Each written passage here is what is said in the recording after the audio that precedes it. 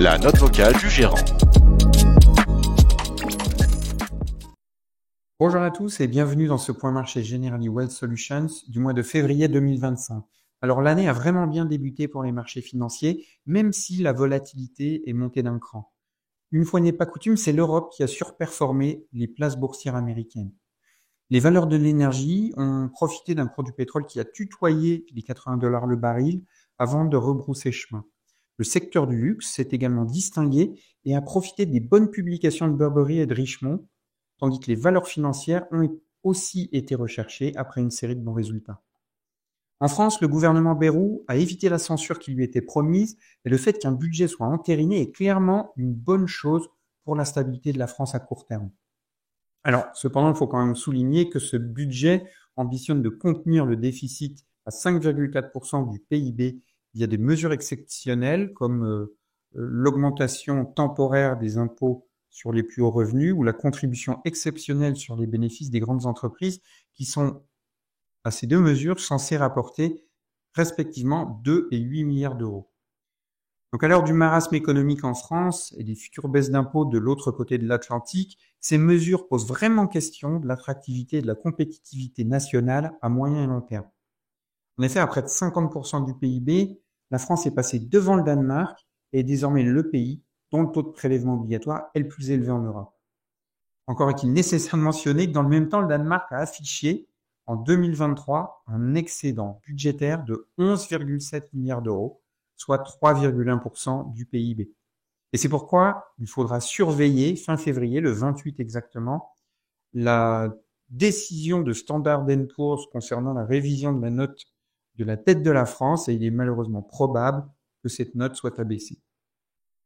Alors le mois de janvier fut également celui du retour à la Maison-Blanche de Donald Trump.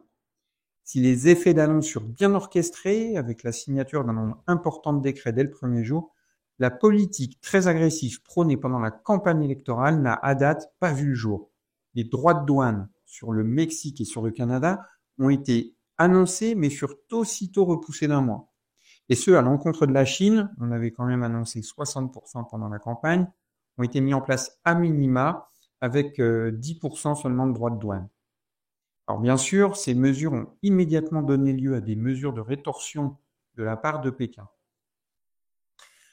Au global, nous continuons de penser que le programme électoral de Trump, qui est basé sur des éléments incompatibles entre eux, c'est-à-dire une croissance plus importante, des taux d'intérêt plus bas et des droits de douane systématiques, ne pourra, au final, être appliqué à la lettre. D'ailleurs, les marchés financiers anticipent actuellement que Trump adoucira ses positions. Ces derniers jours, la mise en place de droits de douane est apparue plutôt comme un outil de négociation, voire de chantage, pour obtenir des concessions rapidement, plutôt que comme une politique économique à part entière.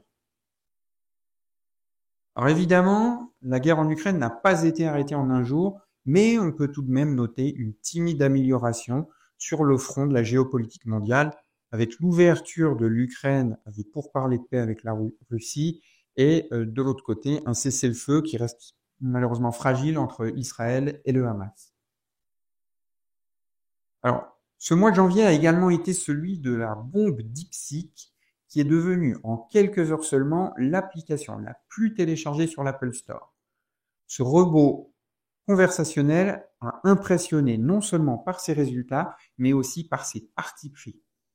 En effet, alors que les leaders de l'IA se sont lancés depuis 2 ans dans une course au gigantisme à coût de centaines de milliards de dollars, l'entraînement du modèle chinois aurait nécessité seulement 6 millions de dollars contre 20 à 30 fois plus pour ChatGPT, avec au final donc une consommation plus réduite tant en ressources informatiques qu'en énergie. Et les marchés ne s'y sont pas trompés. Nvidia, la star ultime de ces dernières années, a perdu en une seule séance 585 milliards de dollars de capitalisation boursière, un record. Alors la question qu'on peut se poser, c'est est-ce pour autant la fin de la thématique IA sur les marchés ? Nous ne le pensons pas. Cela pourrait même être la base d'un développement et d'une ouverture facilitée de plus petits acteurs avec des moyens plus réduits pouvant accéder à un marché où jusqu'à présent la taille et les moyens alloués étaient prépondérants.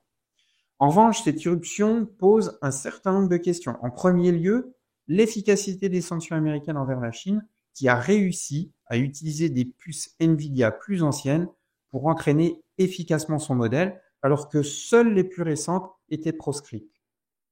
Ensuite, cela pose clairement la question d'une nouvelle donne pour les marchés financiers où il est permis de douter de la capacité des acteurs à monétiser à grande échelle l'IA. Quid en effet de la rentabilité des investissements colossaux réalisés par les leaders américains? Et on se demande donc si on ne pourrait pas assister à une guerre des prix dans un secteur où Microsoft, Google, Amazon ont investi des centaines de milliards de dollars. Alors, au final, ça n'est assurément pas la fin du modèle, mais il est probable que nous entrions dans une nouvelle phase avec à la clé une moindre rentabilité pour Nvidia et le retour d'autres acteurs sur le devant de la scène, comme par exemple AMD, dont les puces sont moins puissantes, mais aussi beaucoup moins onéreuses.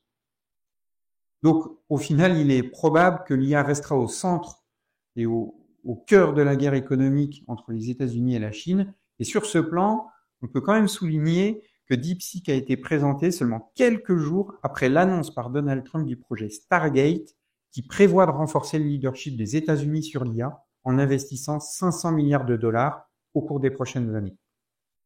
Alors en janvier, on peut aussi voir que les banques centrales étaient attendues au tournant et en fait elles n'ont pas surpris. La Fed attend en effet de mesurer d'autres progrès sur le front de l'inflation qui reste pour l'instant trop élevée et elle attend également de voir l'impact sur l'économie et sur l'inflation de la mise en place du programme électoral de Trump. Elle a donc ainsi décidé de temporiser. La BCE, qui est en proie avec une situation économique vraiment contrastée en zone euro, puisque l'Allemagne a été en récession en 2024 pour la seconde année consécutive, tandis que la France a vu son PIB reculer au troisième trimestre, a pour sa part fait le choix de réduire ses taux directeurs à 2,75%. Pour terminer, la Chine semble montrer quelques signes de stabilisation économique, mais la visibilité reste très réduite. Il est intéressant de noter que les exportations chinoises ont bondi en décembre de 10,7%, alors qu'elles avaient déjà progressé de 6,7% en novembre. Et on peut y voir ici la probable volonté de certains partenaires économiques américains de stocker des produits chinois avant l'entrée en vigueur de nouveaux droits de douane par Donald Trump. Alors dans ce contexte, que faire au niveau de la stratégie d'investissement? Donc on l'a vu, la volatilité est de retour sur les valeurs technologiques américaines qui resteront, à notre sens, incontournables au cours des prochaines années. Nous tenterons donc de profiter de la volatilité pour renforcer nos positions.